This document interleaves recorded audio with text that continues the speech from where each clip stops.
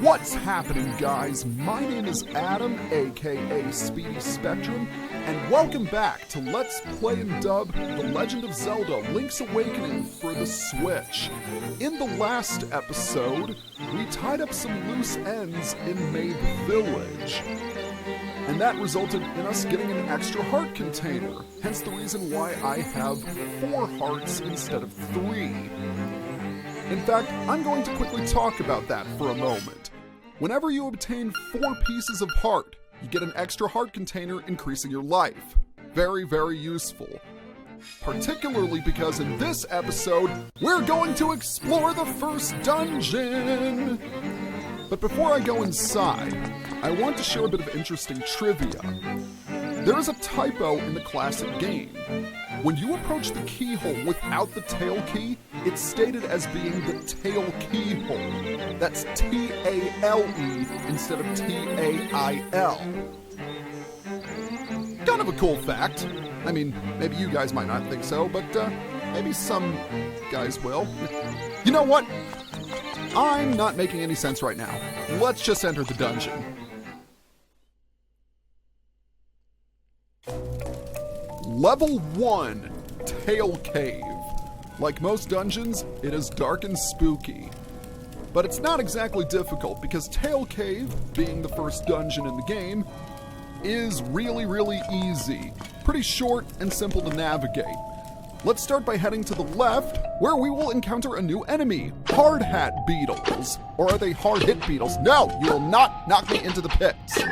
But you have to knock them into the pits because they are impervious to your sword. And once they've been eliminated, check it out, we've got a prize. It's our very first small key. It can open a locked door. And there are quite a few in this dungeon, so we'll need to collect all the keys we can. Now when these souls appear, watch out because the torches will spit fireballs at you. They can easily be repelled with your shield. However, they can't be blocked if you're playing the classic game, so you'll have to dodge them instead. I gotta say, the shield that we have right now is a whole lot more useful than back in the Game Boy days. Anywho, let's open the chest. You got the compass! Now you can see where the chests in Nightmare are hidden. This compass has a new feature. A tone will tell you if a key is nearby. And I want to bring that up quickly. As you can see, if you press the minus button, you can pull up a map of the dungeon. Obviously, that scary looking purple icon is where the boss resides. But there are also these chest icons that tell you where you can find chests. Simple enough. Link's Awakening, according to my memory, was the first Zelda game where the compass was used for something other than telling you where the boss is. And did you hear that chime just now? That means there's a key in this room. So if you're lost and you don't know what to do because there are locked doors everywhere, listen for that tone and you'll be near a key. And that key is going to be in this chest. Link's Awakening was when the compass really started getting useful, and it didn't just show you where the boss was and nothing more. And believe it or not, that feature carried on into the other handheld Zelda games, such as Oracle of Seasons and Ages. I think that chime was used in Minish Cap, but I'm not 100% sure. It's been a long time since I've played Minish Cap. This room, believe it or not, is completely pointless. I just walked in here to show it off. All you have to do is defeat all 4 keys, and you're golden. So we're just going to head back the way we came. I gotta say, I like the remix of this theme. It definitely sounds spookier. And speaking of spooky, new enemy alert! Stalfos! Stalfos will jump away from your sword. This was prior to the 3D Zelda games where Stalfos became a much larger threat. Spin attacks are definitely useful dealing with them, but if you hold your sword in place, you can also hit them without them jumping away from you. And let's grab a Guardian Acorn, why not? Don't you love that blue aura? It definitely looks cool. Open the chest. At last, you got a map. Press the minus button to look at it. The map is pretty self-explanatory. You can see the layout of the dungeon. And it definitely looks like a snake or a worm, which may or may not provide insight into future enemies of the Tail Cave. That door is a one-way trip, just so you know. Alright, we've got some more keys here. This is the main room of the dungeon. So we're going to be coming back here quite a few times. Alright, we've got two new enemies here. First, Sparks. They travel along walls and cannot be defeated, equipped as you currently are.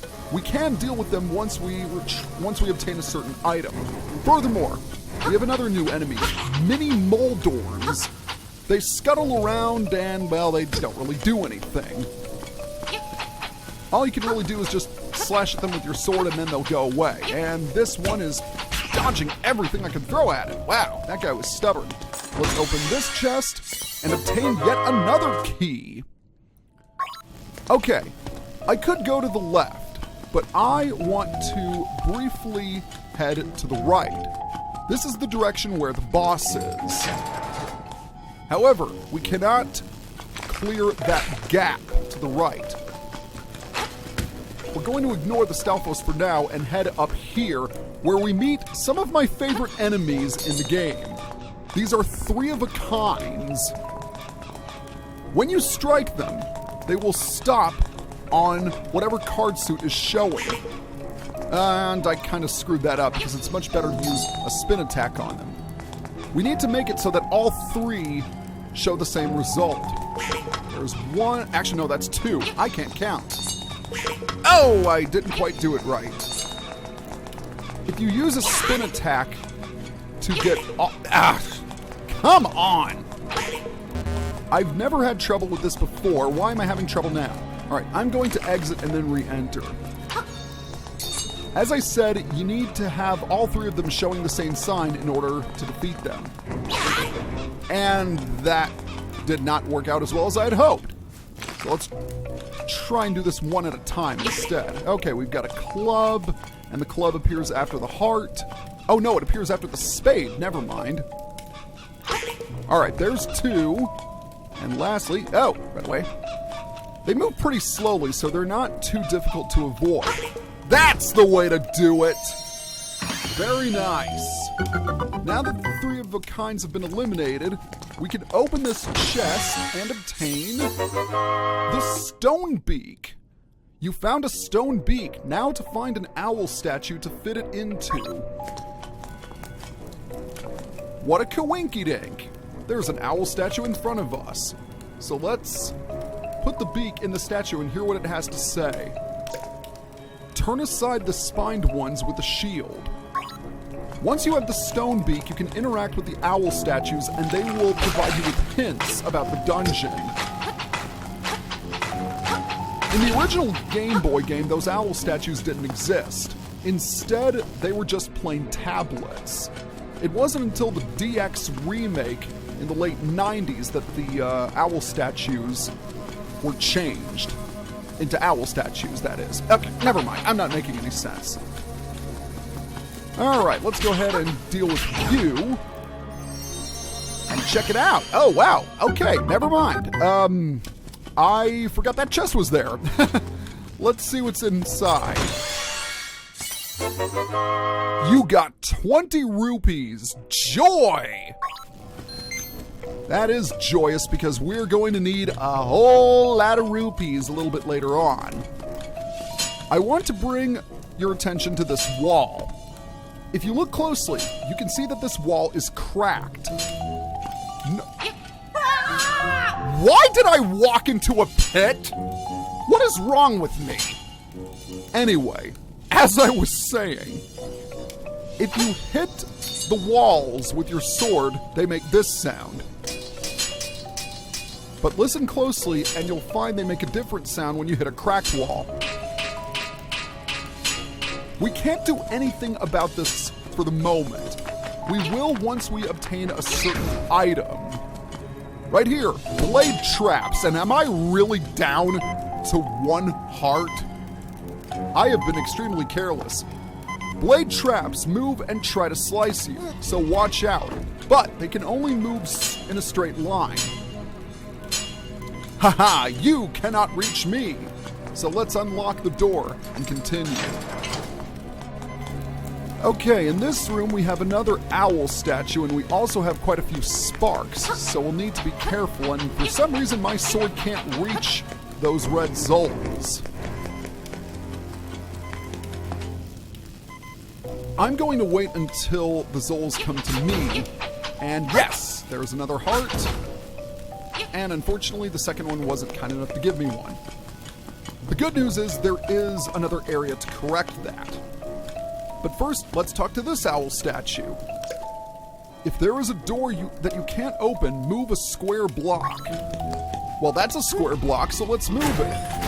And for some reason, that opened the door. I don't know how that works. Maybe there's a hidden switch on that panel we push the block onto. But I can think about that later. Oh, there are some spined ones. And just as the owl statue said, we need to use the shield in order to flip them over. These are spinies. Yet another Mario cameo. You can't hit spinies when they're upright, but use the shield to flip them over, and their vulnerable underbelly will be exposed. Now, what do you have to say? The exact same thing as the other owl statue. Okay, that's fine. With this passage that has appeared, let's go down. And if you thought that Mario cameo was cool, you'll love this one. Yep, there are Goombas. Goombas actually did appear in Zelda, but they only appear in underground areas and they move back and forth. Now, you can use your sword. Oh, and it's a good thing I did use my sword because there's a piece of power. Awesome. As I was saying, you can indeed use your sword to destroy Goombas, but if you jump on top of them Mario style, you will always get a heart. This is extremely useful if you are running low on health. Just find an underground area with Goombas, and you can easily replenish your health. That is indeed a good tactic to use. Now let's climb out of that cavern and into a long hallway. A long hallway that ends in a chest guarded by blade traps. So that means there must be something good in here. And there is! You got the Rock's Feather! It feels like your body is a lot lighter. So let's go ahead and equip the Rock's Feather. It lets us bounce around like you're weightless. Like so. With the Rock's Feather, we can jump and obtain items that are in the air, but more importantly, we can jump over the pits we've been encountering. Not to mention that we can hop on Goombas much more easily. A lot of people say that Breath of the Wild was the first to implement a jumping mechanic in Zelda. No, it was Link's Awakening. Alright, we gotta be a little careful here. I don't want to run into that blade trap, but never fear, we can jump across that pit. After all, blade traps can't travel over open spaces. Ow, you jerk! Come on, there we go. Now that door leads us back to the room with all of the keys, so we don't need to go down there. Instead, we want to head all the way up here. You want to make sure you have a key with you because there is a block with a keyhole in it. I don't know how that works, but, well, you know what? I'm thinking about things too hard again. Let's just open the block. And check it out. That tone was set off, so a key is nearby. But it's not just any key. You got the Nightmare Key! Now you can open the door to the Nightmare's lair. Get it? Because the windfish is asleep, so the bosses are nightmares. That is super clever. But the Nightmare Key is essentially the boss key or big key in previous games. It lets us unlock the door to the boss's room. Fairly simple. Once again, hold the sword to defeat Stalfos instead of trying to swing at them. And we're back up to full health, which is good. Because once we jump across this pit, we encounter the mini boss, Rolling Bones. I don't know why he's called Rolling Bones, because it's a spiked log, not a bone. Anywho, Rolling Bones is pretty simple. Jump over the spiked log and hit him with your sword. And see, he's down already. If I did have one major gripe about this game, it's that the bosses are kind of a joke. Alright, so every time you defeat a mini-boss, a fairy appears, and I'm going to use my bottle to trap it. You caught a fairy in the bottle. Set it free anytime you want to get healed. If your health runs out, the fairy will revive you. Very nice. Not only did a fairy appear, but we also have a magic portal. And if we stand still in the portal, we get warped back to the beginning of the dungeon. So it's a pretty useful shortcut, especially since the boss is only a couple of rooms away. Now watch out because, yo, blade traps galore. I quickly want to head down these stairs because I want to show something off. Look at those skeletons. Something tells me they're the remains of explorers past, but, yeah. I don't know what you're getting yourself into, Link. Then again, you are the main character, and the main character always prevails. At least I hope. Oh, that was good. Let's open the door, and into the boss's room we go. Buzz, buzz, outsider! Meet Moldorm! A very classic Zelda boss. He's going to slither around, and every time you strike his tail, he will move faster. Now, the main danger of this battle is not getting damaged by Moldorm. No, instead it's falling into the pits.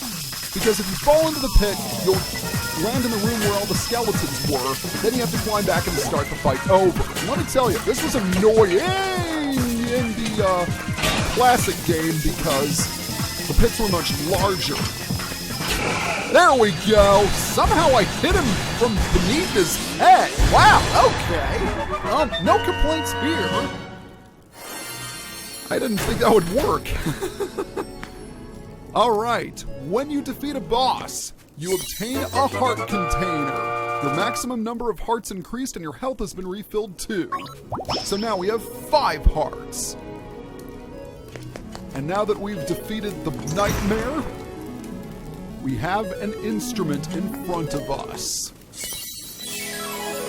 You got the full moon cello.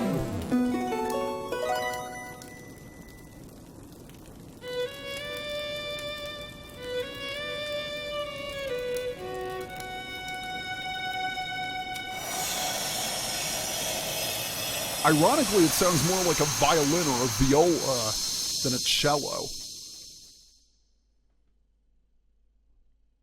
Swamp. A path opens in the blooms.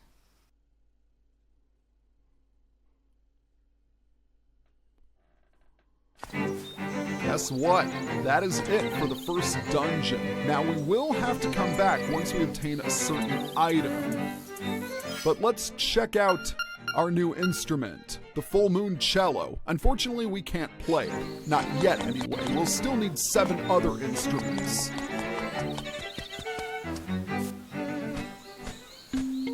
Hey, I remember that flapping. It's our good buddy, the owl. That is an instrument of the sirens. I have to admit, at first, I did not believe you were real. That instrument, along with the 7 others in the set, has the power to wake the windfish. You must collect them all. I was instructed to give you directions. Your next goal is north in Gopanga Swamp. Indeed.